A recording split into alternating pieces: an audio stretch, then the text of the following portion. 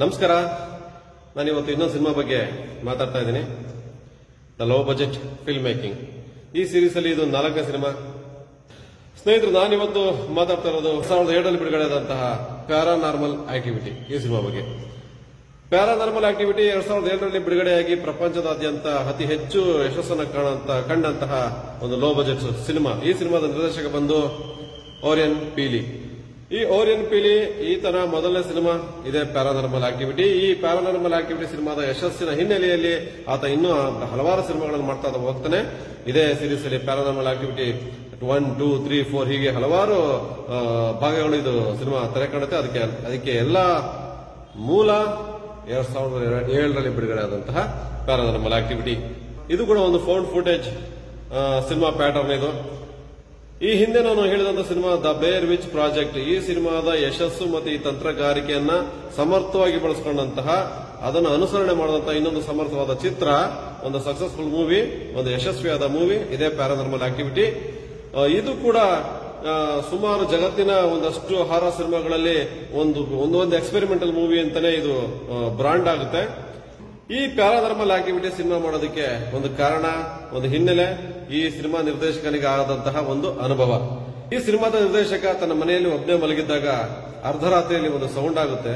ಏನು ಅಂತ ಎದ್ದು ನೋಡಿದಾಗ ಪಕ್ಕದಲ್ಲಿದ್ದ ಒಂದು ಶೆಲ್ಫ್, ಆ ಶೆಲ್ಫ್ ಮೇಲಿದ್ದಂತ ಒಂದು ಡಿಟರ್ಜೆಂಟ್ ಬಾಕ್ಸ್ ಕೆಳಗಡೆ ಬಿದ್ದಿರುತ್ತೆ. ಸೊ ಈ ಡಿಟರ್ಜೆಂಟ್ ಬಾಕ್ಸ್ ಹೇಗ್ ಬಿತ್ತು, ಯಾರು ಬಿಡಿಸಿದ್ರು ಇಷ್ಟೊತ್ತಲ್ಲಿ ಅನ್ನೋ ಪ್ರಶ್ನೆ ಅವ್ರ ತಲೆಯಲ್ಲಿ ಮೂಡುತ್ತೆ. ಅದಕ್ಕಿಂತ ಹೆಚ್ಚಾಗಿ ಇನ್ನೊಂದು ಪ್ರಶ್ನೆ, ಅದೇನಪ್ಪಾ ಅಂತ ಹೇಳಿದ್ರೆ ಆ ಶೆಲ್ಫ್ ಮೇಲೆ ಇದ್ದಂತ ಡಿಟರ್ಜೆಂಟ್ ಬಾಕ್ಸ್ ಬಿದ್ದಾಗ ಅದು ಕೆಳಗಡೆ ಅಲ್ಲೇ ಇರಬೇಕಾಗಿತ್ತು, ಆದ್ರೆ ಸ್ವಲ್ಪ ದೂರದಲ್ಲಿ ಹೋಗಿರುತ್ತೆ ಅದು. ಈಗ ಈ ವ್ಯಕ್ತಿಗೆ ಒಂದ್ ಸ್ವಲ್ಪ ಸಣ್ಣ ಆತಂಕ, ಭಯ ಕೂಡ ಆಗುತ್ತೆ. ಯಾರು ಇದನ್ನ ಬಿಡಿಸಿದ ಇಷ್ಟೊತ್ತಲ್ಲಿ, ಮತ್ತೆ ಬಿದ್ಮೇಲೆ ಅದು ಅಲ್ಲೇ ಇರಬೇಕಾಗಿತ್ತು, ಯಾಕೆ ಅಷ್ಟು ದೂರ ಅಲ್ಲಿ ಹೋಗಿದೆಯಲ್ಲ, ಹೇಗೆ ಸಾಧ್ಯ ಇದು ಅನ್ನೋ ಒಂದು ಪ್ರಶ್ನೆ, ಮತ್ತೆ ಭಯ, ಮತ್ತೆ ಒಂದು ಸಣ್ಣ ಆತಂಕ ಕೂಡ ಸೃಷ್ಟಿಯಾಗುತ್ತೆ. ಈ ಅನುಭವವೇ ಆ ನಿರ್ದೇಶಕನಿಗೆ ಸಿನಿಮಾನ ಮಾಡೋದಕ್ಕೆ ಒಂದು ಮೂಲ ಸ್ಟಫ್, ಅದೊಂದು ಕಥಾ ವಸ್ತು ಆಗುತ್ತದೆ.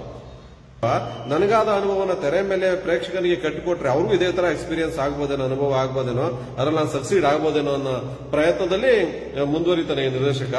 ಆ ಸಿನಿಮಾ ಮಾಡಿದ್ಮೇಲೆ 100% ಅದಕ್ಕೆ ಸಕ್ಸಸ್ ಆಗುತ್ತೆ, ಕ್ಲಿಕ್ ಆಗುತ್ತೆ. ಯಾಕೆಂದ್ರೆ ಅಲ್ಲಿ ತನಕ ಗ್ರಾಫಿಕ್ಸ್ 3D ಅದು ಇದು ಆ ತರದ್ದೇವೋ ಈ ತರದ್ದೇವೆಲ್ಲ ನೋಡಿರೋದಕ್ಕಿಂತ ನೋಡಿ ಬೋರ್ ಆಗಿರ್ತದೆ ಜನಗಳಿಗೆ. ಇದೊಂಥರ ಬೇರೆ ರೀತಿಯ ಒಂದು ಹಾರರ್ ಅಂದ್ರೆ ದೆವ್ವ ತೋರ್ಸಲ್ಲ, ಭೂತ ತೋರ್ಸಲ್ಲ, ಗ್ರಾಫಿಕ್ಸ್ ಇಲ್ಲ, ಏನೋ ಸಡನ್ ಚೇಂಜ್ ಓವರ್ಸ್ ಇಲ್ಲ, ಏನೋ ಸೌಂಡ್ ಎಫೆಕ್ಟ್ ಇಲ್ಲ, ತುಂಬಾ ರಿಯಲಿಸ್ಟಿಕ್ ಫೀಲ್. ಅದ್ ನೀವು ಸಿನಿಮಾ ನೋಡ್ತಾ ನೋಡ್ತಾ ನೋಡ್ತಾ ಹೇಗೆ ಫೀಲ್ ಆಗುತ್ತೆ ಅಂತ ಹೇಳಿದ್ರೆ, ನಿಮ್ಮ ಪಕ್ಕದಲ್ಲೇ ಏನೋ ಆಗ್ತಾ ಇರ್ಬೋದೇನೋ, ಅಥವಾ ನೀವು ಮಲಗಿದಂತ ಹೊತ್ತಲ್ಲಿ ಏನಾದ್ರು ಆಗಿರ್ಬೋದೇನೋ, ಯಾವ್ದೋ ಆತ್ಮ ಬಂದು ನಮ್ಮನ್ನ ಗಮನಿಸಿರ್ಬೋದೇನೋ, ಬೇರೆ ಬೇರೆ ಏನೇನೋ ಮಾಡಿರ್ಬೋದೇನೋ ಅನ್ನೋ ಇದೆಲ್ಲ ಆ ಕಲ್ಪನೆಗಳು, ಆ ಅನುಮಾನಗಳು ಮೂಡೋದಕ್ಕೆ ಶುರುವಾಗುತ್ತವೆ. ಇದು ಸಿನಿಮಾದ ಬಜೆಟ್ ಬಂದು $15,000, $15,000. ಆದ್ರೆ ಈ ಸಿನಿಮಾ ಗಳಿಸಿದ್ದು ಬರೋಬ್ಬರಿ $195 ಮಿಲಿಯನ್, $195 ಮಿಲಿಯನ್. ಎಷ್ಟು ಅಜಗಜಾಂತರದ ವ್ಯತ್ಯಾಸ. ಬ್ಲೇರ್ ವಿಚ್ ಪ್ರಾಜೆಕ್ಟ್ ನ ನಂತರ ಅತಿ ಕಡಿಮೆ ಬಂಡವಾಳದೊಂದಿಗೆ ಅತಿ ಹೆಚ್ಚು ಲಾಭವನ್ನು ಕಂಡಂತ ಮೂವಿ ಇದೆ ಪ್ಯಾರಾನಾರ್ಮಲ್ ಆಕ್ಟಿವಿಟೀಸ್.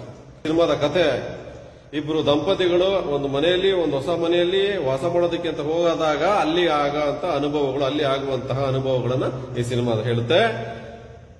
ಆ ದಂಪತಿಗಳು ಆ ಮನೆಯಲ್ಲಿ ವಾಸ ಮಾಡ್ತಾ ಸೊ ಅಲ್ಲಿ ನಾವಿಬ್ರೇ ವಾಸ ಮಾಡ್ತಾ ಇಲ್ಲ, ಬೇರೆ ಯಾರೋ ಇದಾರೆ ಈ ಮನೆಯಲ್ಲಿ ನಂತರ ಅವ್ರಿಗೆ ಒಂದು ಅನುಭವಕ್ಕೆ ಬರುತ್ತೆ.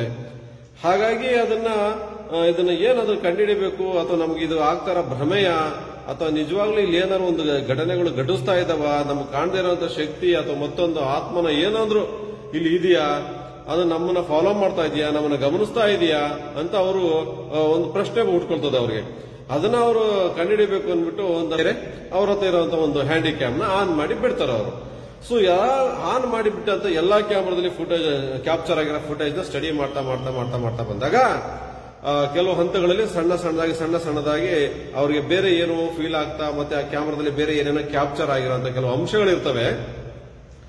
ಅದು ಹೋಗ್ತಾ ಇನ್ನು ಅತಿ ಹೆಚ್ಚಿನ ಕುತೂಹಲಕ್ಕೆ, ಅದ್ರ ಜೊತೆಗೆ ಒಂದು ಸಣ್ಣ ಆತಂಕ, ಭಯ ಕೂಡ ಶುರುವಾಗುತ್ತೆ.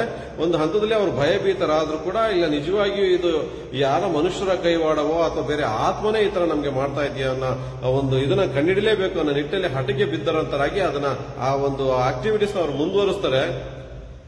ಅದು ಆತ್ಮದ ಇರುವಿಕೆಯನ್ನು ಪತ್ತೆ ಹಚ್ಚುವಂತ ಒಂದು ಚಟುವಟಿಕೆಗಳನ್ನ ಅವರು ಮುಂದುವರಿಸ್ತಾರೆ.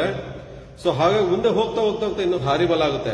ಸೊ ಆವಾಗ ಈ ನಿಜವಾಗಿಯೂ ಅಲ್ಲಿ ಇವ್ರು ಅಬ್ಸರ್ವ್ ಮಾಡ್ತಾ ಇರುವಂತ ಒಂದು ಆತ್ಮ ಇದೆಯಾ, ಮತ್ತೆ ಅವ್ರನ್ನ ಏನ್ ಮಾಡ್ತು, ಆಮೇಲೆ ಅವ್ರು ಏನಾದ್ರು, ಅದಕ್ಕೆ ಅವರಿಂದ ಬಚಾವಾದ್ರ ಅಥವಾ ಬೇರೆ ಅದನ್ನ ಆ ಆತ್ಮಕ್ಕೆ ಏನಾರ ಮುಕ್ತಿ ಸಿಗ್ತಾ ಅಥವಾ ಅದರಿಂದ ಇವ್ರು ಬಚಾವಾದ್ರ ಅಥವಾ ಇವ್ರಿಗೇನೋ ತೊಂದರೆ ಆಯ್ತಾ ಅಂತ ನೋಡ್ಬೇಕು ಅಂತ ಹೇಳಿದಾಗ ಈ ಸಿನಿಮಾ ನೋಡ್ಬೇಕಾಗುತ್ತೆ.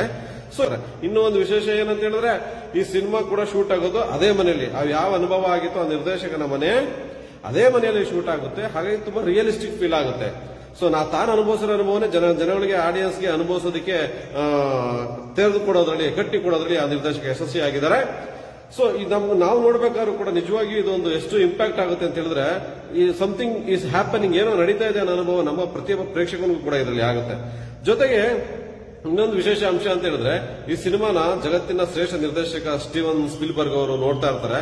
ಒಂದು ರಾತ್ರಿಯ ವೇಳೆ ಸಿನಿಮಾ ನೋಡ್ತಾ ಇರೋ ಸಂದರ್ಭದಲ್ಲಿ ಆ ವ್ಯಕ್ತಿಗೆ ಪೂರ್ತಿ ಸಿನಿಮಾ ನೋಡಕ್ಕಾಗಲ್ಲ. ಸ್ಟಾಪ್ ಮಾಡ್ಬಿಟ್ಟು ಮುಗಿಸ್ಬಿಟ್ಟು ಇಟ್ಬಿಟ್ಟು ಸ್ಟಾಪ್ ಮಾಡ್ಬಿಟ್ಟು ಅರ್ಧಕ್ಕೇನೆ ನೆಕ್ಸ್ಟ್ ಮರುದಿವಸ ನೆಕ್ಸ್ಟ್ ಡೇ ಹಗಲೊತ್ತಲ್ಲಿ ಆ ಸಿನಿಮಾನ ನೋಡ್ತಾರೆ. ಯಾಕೆ ಅಂತ ಕೇಳಿದಕ್ಕೆ ನಿಜವಾಗಿಯೂ ನನಗೆ ಭಯ ಆಗಲು ಶುರುವಾಯಿತು ಕತ್ಲೆ ಹೊತ್ತಲ್ಲಿ ಆ ಸಿನಿಮಾ ನೋಡ್ತಾ ಹಾಗಾಗಿ ಅದನ್ನ ಸ್ಟಾಪ್ ಮಾಡ್ಬಿಟ್ಟೆ, ನಾನು ಸ್ಟಾಪ್ ಮಾಡ್ಬಿಟ್ಟು ನೆಕ್ಸ್ಟ್ ಡೇ ನೋಡಿದೆ ಅಂತ ಹೇಳ್ತಾರೆ.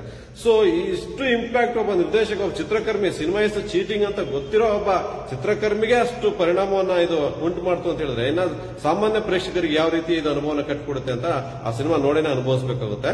ಸೊ ನಾನು ಕೂಡ ಮೊದಲ ಸರಿಗೆ ಸಿನಿಮಾ ನೋಡಬೇಕಾದ್ರೆ ಅಲ್ಲಿವರೆಗೂ ನಾನು ಬೇಕಾದಷ್ಟು ಹಾರರ್ ಸಿನಿಮಾಗಳನ್ನ ನೋಡಿದೆ. ಇದೊಂಥರ ರಿಯಲಿಸ್ಟಿಕ್ ಫೀಲ್. ನಮ್ಮ ಸುತ್ತಮುತ್ತನೇ ಇಲ್ಲೇನೋ ನಡೀತಾ ಇದೆ, ಸಮಥಿಂಗ್ ನಮ್ಮ ಪಕ್ಕದಲ್ಲಿ ಏನೋ ಆಗ್ತಾ ಇದೆ, ನಮ್ಮ ರೂಮಲ್ಲಿ ಏನೋ ಆಗ್ತಾ ಇದೆ, ಅಥವಾ ನಾವು ಮಲಗಿದ್ದಾಗ ಇಲ್ಲೇನೋ ನಡೆದಿರಬಹುದೇನೋ ಒಂದು ಭಯ ಕೂಡ ನಮಗೆ ಉಂಟು ಮಾಡುತ್ತೆ ಆ ಸಿನಿಮಾ ನೋಡಿದ ಮೇಲೆ. ಸೊ ಈ ಸಿನಿಮಾ ಮೊದಲು ಸಣ್ಣ ಪುಟ್ಟ ಫಿಲ್ಮ್ ಫೆಸ್ಟಿವಲ್ ಅಲ್ಲಿ ಎಕ್ಸಿಕ್ಯೂಟ್ ಮಾಡ್ತಾರೆ, ಈ ಸಿನಿಮಾನ ಶೋ ಮಾಡ್ತಾರೆ. ಸಣ್ಣ ಅವ್ರ ಮನಸ್ಥಿತಿಗಳು ಆಡಿಯನ್ಸ್ ನ ಮನಸ್ಥಿತಿಯನ್ನು ಗಮನಿಸ್ತಾ ಇರ್ತಾರೆ.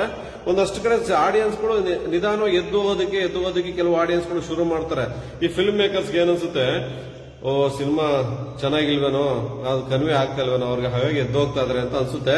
ಆದ್ರೆ ನಿಜವಾದ ಫಲಿತಾಂಶ ಏನಪ್ಪಾ ಅಂತ ಹೇಳಿದ್ರೆ ವಿಷಯ ನಿಜವಾಗ್ಲೂ ಗೊತ್ತಾದಾಗ ನಿಜವಾಗ್ಲೂ ಅವ್ರಿಗೆ ಆಶ್ಚರ್ಯ ಆಗುತ್ತೆ. ಏನಪ್ಪಾ ಅಂತ ಹೇಳಿದ್ರೆ ಅವರು ಸಿನಿಮಾ ಬೋರ್ ಆಗಿ ಎದ್ದು ಹೋಗ್ತಾ ಇಲ್ಲ, ಸಿನಿಮಾವನ್ನ ಭಯ ಪಡಿಸ್ತಾ ಇದೆ. ಆ ಭಯದ ಇಂಟೆನ್ಸಿಟಿನ ತೀವ್ರತೆಯನ್ನು ತಡ್ಕೊಳಕ್ಕಾಗದೇನೆ ಆಡಿಯನ್ಸ್ ಹೋಗ್ತಾ ಇದಾರೆ ಅಂತ ಗೊತ್ತಾಗುತ್ತೆ. ಆ ಸಿನಿಮಾನ ಪ್ಯಾರಾಮೌಂಟ್ ಪಿಕ್ಚರ್ಸ್ ಅವರ ಸಣ್ಣ ಪ್ರಮಾಣದಲ್ಲಿ ಇದ್ದಂತ ಸಿನಿಮಾನ ನೋಡ್ಬಿಟ್ಟು ಡಿಸ್ಟ್ರಿಬ್ಯೂಷನ್ ರೈಟ್ಸ್ ನ ತಗೊಂಡು ಇನ್ನೊಂದಷ್ಟು ದುಡ್ಡನ್ನ ಹಾಕಿ ಆ ಟೆಕ್ನಿಕಲ್ ಡೆವಲಪ್ಮೆಂಟ್ ನ ಎನ್ಹಾನ್ಸ್ ಮಾಡ್ಕೊಂಡು ಅವರು ಆ ಕ್ಲೈಮ್ಯಾಕ್ಸ್ ನ ಎಂಡಿಂಗ್ ಅನ್ನ ಸ್ವಲ್ಪ ಚೇಂಜ್ ಮಾಡ್ಕೊಳ್ಳಿ ಅಂತ ಹೇಳಿ ಮತ್ತೆ ಸ್ವಲ್ಪ ಎಂಡನ್ನ ಚೇಂಜ್ ಮಾಡಿಸಿ ತಾಂತ್ರಿಕವಾಗಿ ಒಂದಷ್ಟು ಡೆವಲಪ್ ಮಾಡಿ ಮತ್ತೆ 2009ರಲ್ಲಿ ಕಮರ್ಷಿಯಲ್ ರಿಲೀಸ್ ಮಾಡ್ತಾರೆ. ಈ ಸಿನಿಮಾದ ವಿಶೇಷ ಏನಂತ ಹೇಳಿದ್ರೆ ಇಲ್ಲಿ ಈ ಆರ್ಟಿಸ್ಟ್ಗೆ ಯಾವುದೂ ಸ್ಕ್ರಿಪ್ಟ್ ಕೊಟ್ಟಿರಲಿಲ್ಲ, ಈ ಆರ್ಟಿಸ್ಟ್ಗೆ ಯಾವುದೇ ಡೈಲಾಗ್ನೂ ಕೊಟ್ಟಿರಲಿಲ್ಲ. ಕಂಟೆಂಟ್ ಗೈಡೆನ್ಸ್ ಕೊಟ್ಟಿದ್ರು ಡೈರೆಕ್ಟರ್. ಇದು ಸಿನಿಮಾದ ಸನ್ನಿವೇಶ, ನೀವು ಈ ತರ ಬಿಹೇವ್ ಮಾಡಬೇಕು, ಈ ತರ ಇಂಟರಾಕ್ಟ್ ಮಾಡಬೇಕು, ಇಲ್ಲಿ ಯಾವುದೇ ಸಿದ್ಧ ಸಂಭಾಷಣೆಗಳಿಲ್ಲ, ಅದನ್ನ ನೀವು ಫಾಲೋನು ಮಾಡಬೇಕಾಗಿಲ್ಲ, ಬೈಹಾಟ್ ಮಾಡಬೇಕಾಗಿರೋದಿಲ್ಲ. ಈ ಮನೆಗೆ ಹೋಗ್ತಾರ ಈ ತರ ಅನುಭವ ಆಗುತ್ತೆ, ನೀವೇ ಮಾತಾಡ್ಕೊಬೇಕು, ನೀವೇ ಕ್ಯಾಮೆರಾ ಫಿಕ್ಸ್ ಮಾಡ್ಕೊಬೇಕು ಅಂತ ಆ ಗೈಡ್ ಮಾಡಲಾಗಿರ್ತದೆ ಆ ಕಲಾವಿದರನ್ನ. ಆ ಕಲಾವಿದರು ಕೂಡ ಅದನ್ನ ಸಮರ್ಥವಾಗಿ ಅದನ್ನ ನಿಭಾಯಿಸಿ ಅದು ಅವ್ರ ಕಲಾವಿದರೆಲ್ಲ ನಿಜವಾಗಿಯೂ ಆ ಮನೇಲಿ ನಡೀತಾ ಇದೆಯಾ ಅನ್ನೋ ಅಷ್ಟು ರೀತಿಯಲ್ಲಿ ಅದನ್ನ ಕಟ್ಟಿಕೊಟ್ಟಿದ್ದಾರೆ. ಈ ಸಿನಿಮಾ ಆದ ನಂತರ ಈ ಕಲಾವಿದರಿಗೆ ಕೊಟ್ಟಂತ ಸಂಭಾವನೆ $500, $500 ಅವರಿಗೆ ಸಂಭಾವನೆ ಕೊಡ್ತಾರೆ. ಆ ನಂತರ ಸಿನಿಮಾ ಬಿಡುಗಡೆಯಾಗಿ ಇದು ಅದ್ಭುತವಾದ ಯಶಸ್ಸನ್ನು ಪಡೆದ ನಂತರ ಆಮೇಲೆ ಒಂದಷ್ಟು ಬಾರ್ಗೇನಿಂಗ್ಸ್ ನಡೀತದೆ. ಸಿನಿಮಾ ಎಷ್ಟು ದುಡ್ಡು ಮಾಡಿದೆ, ನಮ್ಗೆ ಬರೀ $500 ಕೊಟ್ಟಿದ್ದೀರಾ ನೀವು, ನಮ್ಗೆ ಹೆಚ್ಚಿನ ಅಮೌಂಟ್ ಕೊಡಬೇಕು ಅಂತ ಹೇಳಿದಾಗ ಒಂದಷ್ಟು ಬೆಳವಣಿಗೆಗಳಾಯ್ತದೆ, ಆ ಬಾರ್ಗೇನಿಂಗ್ಸ್ ಆಗುತ್ತೆ. ಆ ನಂತರ ಅವರು ಹೆಚ್ಚಿನ ದುಡ್ಡು ಕೊಟ್ಟರೋ ಇಲ್ವೋ ಅನ್ನೋದು ಅಫಿಷಿಯಲ್ ಆಗಿ ಏನು ಅನೌನ್ಸ್ ಆಗಿಲ್ಲ. ಸೊ ಇದು ನೋಡಿ, ಅವಾಗ $500 ಕೊಡದೆ ದೊಡ್ಡ ಕಷ್ಟ ಬಿಗಿನಿಂಗ್ ಅಲ್ಲಿ ಅಂತ ಕಷ್ಟಪಟ್ಟು ಸಿನಿಮಾ ಮಾಡ್ತಾರಂತ ಸಂದರ್ಭ. ಅವರು ಏನೋ ಒಂದು ಖರ್ಚಿಗೆ ಅಂತ ಒಂದು $500 ಇಸ್ಕೊಂಡು ಮಾಡಿರ್ತಾರೆ. ಆದ್ರೆ ಜಗತ್ತಿಗೆಲ್ಲ ನಾವು ಇಷ್ಟು ಪರಿಚಯ ಆಗ್ತೀವಿ, ಈ ತರ ಸಿನಿಮಾ ಒಂದು ಅದ್ಭುತವಾದ ಹಿಟ್ ಆಗುತ್ತೆ ಅಂತ ಅವ್ರಿಗೂ ಗೊತ್ತಿರಲಿಲ್ಲ. ಇದು ಸ್ನೇಹಿತರೆ ಇವೆಲ್ಲ ನಮಗೆ ಮೋಟಿವೇಶನ್. ಯಾಕೆ ಅಂತ ಹೇಳಿದ್ರೆ ನಮ್ಮ ಹತ್ರ ಸಿನಿಮಾ ಮಾಡ್ಬೇಕಂದ್ರೆ ಸಿನಿಮಾ ಕ್ಯಾಮರಾನೇ ಇರಬೇಕು, ದೊಡ್ಡ ಕ್ರೂನೇ ಇರಬೇಕು, ಇದೆಲ್ಲ ಏನೂ ಇಲ್ಲ. ಅವ್ರ ಹತ್ರ ಯೂಸ್ ಮಾಡಿದ್ದು ಆ CC ಕ್ಯಾಮ್ ಫುಟೇಜ್ ಮತ್ತೆ ಒಂದು ಹ್ಯಾಂಡಿಕ್ಯಾಮ್, ಡಿಜಿಟಲ್ ಹ್ಯಾಂಡಿಕ್ಯಾಮ್ ಇವತ್ತು ನಮ್ಮ ಹತ್ರ ಕಾಮನ್ ಆಗಿರ್ತದೆ ಎಲ್ಲರ ಹತ್ರನು. ಅದನ್ನ ಇಟ್ಕೊಂಡು ಒಂದಿಬ್ರು ಆರ್ಟಿಸ್ಟ್ ನಮ್ಮಲ್ಲಿ ಇರುವಂತ ನಮ್ಮ ಸುತ್ತಮುತ್ತ ಇರುವಂತ ಒಂದಷ್ಟು ಕಲಾವಿದರನ್ನ ಬಳಸ್ಕೊಂಡು ನಮ್ದೇ ಲೊಕೇಶನ್ ಅಲ್ಲಿ ಮಾಡ್ಕೊಂಡ್ಬಂದು ನಿಮ್ಗೆ ವೇದಿಕೆ ಇದೆ. ಇವತ್ತು ನಿಮ್ಗೆ ಸೋಷಿಯಲ್ ಮೀಡಿಯಾಗಳು ಇರ್ಬೋದು, ಬೇರೆ ಬೇರೆ ವೇದಿಕೆಗಳಿದಾವೆ, ಥಿಯೇಟರ್ ಬೇಕಂತ ಏನಿಲ್ಲ. ನೀವು ಒಂದಷ್ಟು ಬೇರೆ ಬೇರೆ ವೇದಿಕೆಗಳಲ್ಲಿ ಪ್ಲಾಟ್ಫಾರ್ಮ್ಗಳಲ್ಲಿ ಈ ಸಿನಿಮಾನ ತೋರಿಸಿದಾಗ ಅದಕ್ಕೆ ನಿಜವಾಗಿ ಅದ್ರಲ್ಲಿ ಏನೋ ಒಂಚೂರು ಸತ್ವ ಇದೆ, ಸ್ಟಫ್ ಇದೆ ಅಂತ ಹೇಳಿದ್ರೆ ನಿಜವಾಗಿ ಬೇರೆ ನಿಮಗೆ ಡಿಸ್ಟ್ರಿಬ್ಯೂಷನ್ ಮಾಡೋದಕ್ಕೆ, ಮಾರ್ಕೆಟ್ ಮಾಡೋದಕ್ಕೆ ಬೇರೆ ಬೇರೆ ಜನಗಳು, ಬೇರೆ ಬೇರೆ ಸಂಸ್ಥೆಗಳು ಮುಂದೆ ಬಂದೇ ಬರ್ತವೆ. ಸೊ ಅದು ನಿಮ್ ಮುಂದೆ OTT, ಅದು ಥಿಯೇಟ್ರಿಕಲ್ ಅಥವಾ ಓವರ್ಸೀಸ್ ಮತ್ತೊಂದು ಬೇರೆ ಬೇರೆ ರೀತಿಯ ಮಾರ್ಕೆಟಿಂಗ್ ನೀವು ಮಾಡ್ಕೊಬಹುದಾಗುತ್ತೆ. ಅದು ಮಾಡೋಕ್ಕಿಂತ ಮುಂಚೆ ನೀವು ಮಾಡ್ತಾರೋ ಕೆಲಸದಲ್ಲಿ ಒಂದು 100% ಇನ್ವಾಲ್ವ್ಮೆಂಟ್, ಆ ಸಿನ್ಸಿಯರ್ ಆಗಿ ಎಫರ್ಟ್ ಹಾಕ್ಬೇಕಾಗಿರೋಂಥದ್ದು ಅನಿವಾರ್ಯ. ಈ ಸಿನಿಮಾ ಗೆಲ್ದೋದು ಅಥವಾ ಏನಾಗುತ್ತೋ ತಗೋತಾರೋ ಇಲ್ವಾ ಇದನ್ನ ಯಾವ್ದು ಮೈಂಡಲ್ಲಿ ಇಟ್ಕೊಳಕ್ ಹೋಗ್ಬಾರ್ದು. ಸೊ ನೀವು ಎಂಜಾಯ್ ಮಾಡ್ಬೇಕಷ್ಟೇ. ನಾನು ಸಿನಿಮಾ ಮಾಡ್ತಾ ಇದ್ದೀನಿ, ನಾನೊಬ್ಬ ಚಿತ್ರಕರ್ಮಿ ಆಗಬೇಕು, ಜನಗಳ ಮನೋರಂಜಿಸಬೇಕು ಅಂದ್ಕೊಂಡು ಪ್ರಾಮಾಣಿಕವಾದಂತ ಪ್ರಯತ್ನ ಪಡಿ. ಅವಾಗ ನಿಮ್ಮಲ್ಲಿರೋ ರಿಸೋರ್ಸ್ ಕೂಡ ನಿಮ್ಮ ಆಯುಧಗಳಾಗ್ತವೆ. ಆಮೇಲೆ ಅದ್ರ ನಿಜವಾಗ್ಲೂ ಸ್ಟಫ್ ಇತ್ತು ಅಂತ ಹೇಳಿದ್ರೆ ಅದೊಂದು ಇತಿಹಾಸ ಸೃಷ್ಟಿ ಆಗುತ್ತೆ. ಸೊ ನಿಮ್ಮಲ್ಲಿರೋಂಥ ಟ್ಯಾಲೆಂಟ್, ಆಮೇಲೆ ನಿಮ್ಮಲ್ಲಿರುವಂತ ಒಂದು ಸಣ್ಣ ಸಣ್ಣ ರಿಸೋರ್ಸ್ ಸಂಪನ್ಮೂಲಗಳನ್ನು ಬಳಸ್ಕೊಂಡು ಸಿನಿಮಾಗಳನ್ನ ಮಾಡಿ ಹೇಳಕ್ಕಾಗಲ್ಲ ಒಳ್ಳೆ ಸ್ಟಫ್ ಇತ್ತು ಅಂತ ಹೇಳಿದ್ರೆ ನೀವು ಕೂಡ ರಾಜ್ಯ ಮಟ್ಟದಲ್ಲಿ, ರಾಷ್ಟ್ರೀಯ ಮಟ್ಟದಲ್ಲಿ, ಅಂತಾರಾಷ್ಟ್ರೀಯ ಮಟ್ಟದಲ್ಲಿ ನೀವು ಕೂಡ ಗುರುತಿಸ್ಕೊಬಹುದು. ಮುಂದೆ ಇನ್ನೊಂದಷ್ಟು ಸಿನಿಮಾಗಳ ಬಗ್ಗೆ ಚರ್ಚೆ ಮಾಡೋಣ. ಅಲ್ಲಿ ತನಕ ನಮಸ್ಕಾರ.